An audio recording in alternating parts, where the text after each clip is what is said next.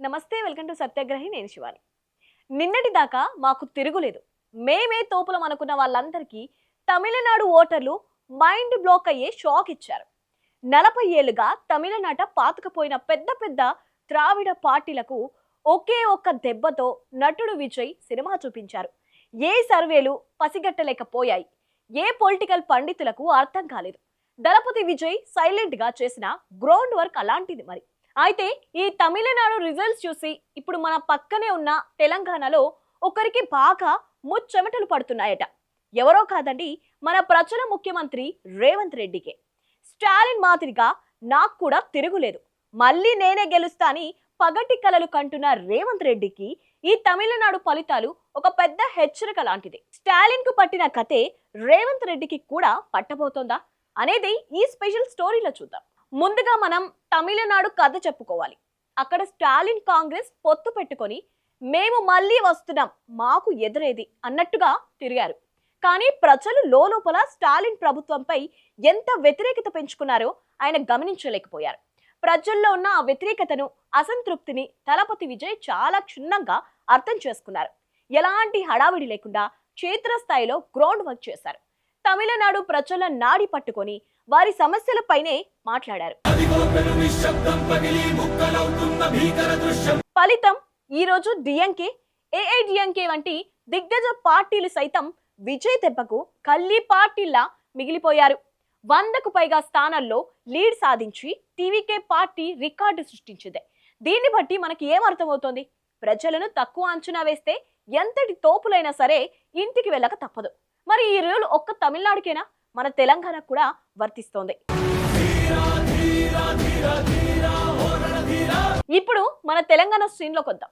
అక్కడ స్టాలిన్ ఎలాగైతే ఒంటెద్దు పోకడలు పోయారో ఇక్కడ మన రేవంత్ రెడ్డి కూడా అచ్చం అలాగే వ్యవహరిస్తున్నారనే విమర్శలు బలంగా వినిపిస్తున్నాయి.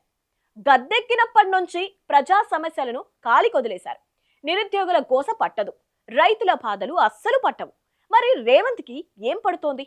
పక్క పార్టీల నుంచి ఎమ్మెల్యేలను ఎలా లాక్కోవాలి, ఉన్న ప్రభుత్వాన్ని ఎలా కాపాడుకోవాలి?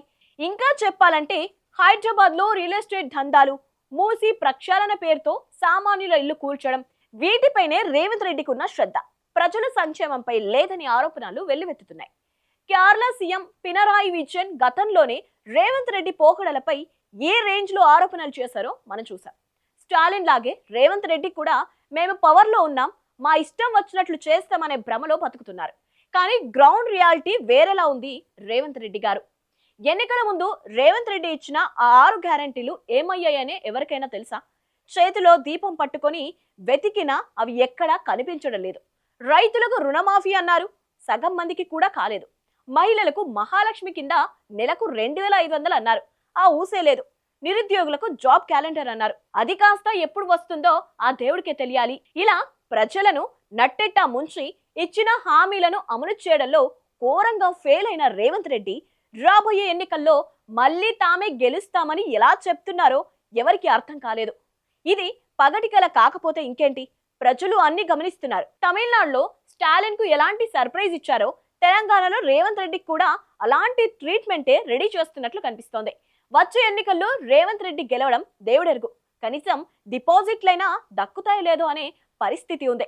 ప్రజల మనసు గెలిస్తేనే అధికారం దక్కుతుంది. రేవంత్ రెడ్డి ఇప్పటికైనా ఆ ఊహాలోక నుంచి బయటకు రండి. తమిళనాడు రిజల్ట్స్ చూసైనా గ్రౌండ్ రియాలిటీని అర్థం చేసుకోండి. లేకపోతే అక్కడ స్టాలిన్ కు పట్టిన కథే ఇప్పుడు ఇక్కడ మీకు పట్టడం ఖాయం.